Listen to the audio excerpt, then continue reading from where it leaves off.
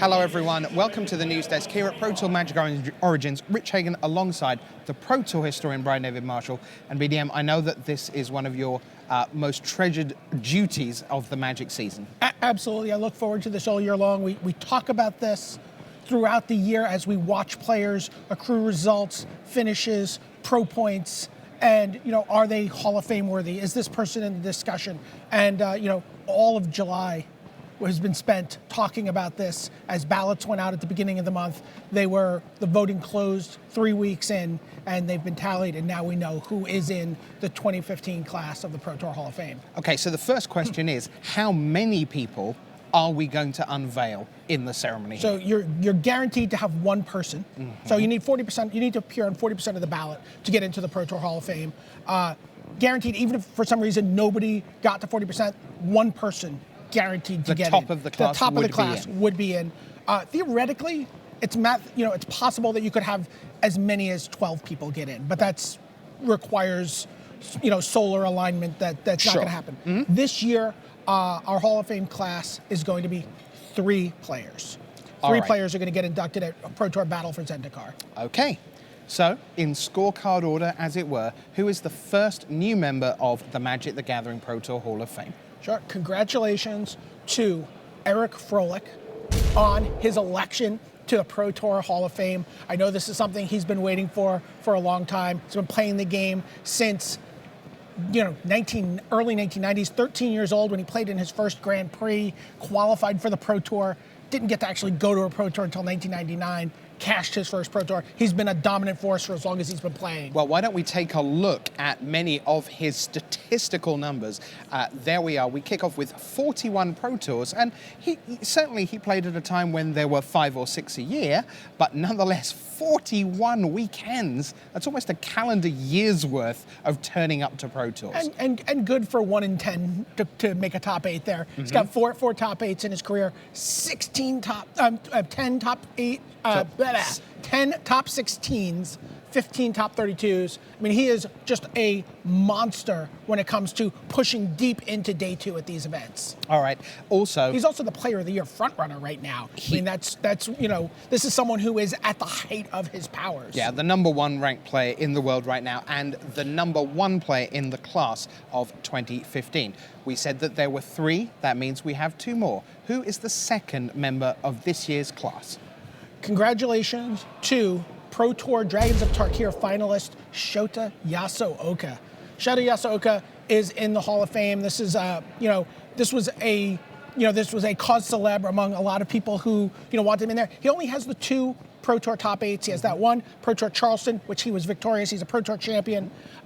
Just recently Pro Tour Dragons of Tarkir. But in between that, he's got a finals at the World Championship, so Players Championship at the time.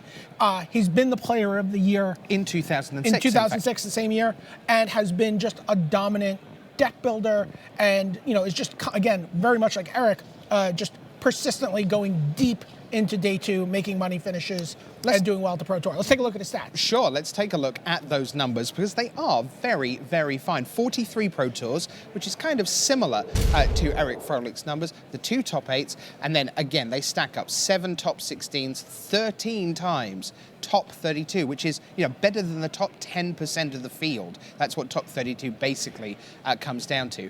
And that 3-year median finish, without getting too deep into stats, that's top 32 average in the last 3 years. What's also really interesting to me, I thought Shota said he got into the game in middle school. I was talking to him, and he said immediately attracted to the game competitively, always took it very seriously. But it wasn't until 2005 that he decided, I'm going to be a pro, and I'm going to make a go at it. When he watched, Kenji Samura and the dominant performance of the Japanese national team, the Pro Player of the Year, everything that lined up that year, and he's like, wow, I kind of want to do this. And then a year later, he's winning a Pro Tour, he's Player of the Year, and has just been this amazing. Kind of like in an era of super teams, this guy who just goes off on his own. Super person, yes, by himself. He said, I asked him, who did he look up to? And he's a very dry person. He's like, I don't really like people that much. Awesome. Shota Yasooka. There may have been a little bit of a translation there, but course. you know. Yeah. He is your second member of the 2015 Hall of Fame class. So 2 down, Erik Fleiss, Shota Yasseroka. Who is the third and final member of this year's class in the Hall of Fame? Congratulations to Brazil's Willie Adel.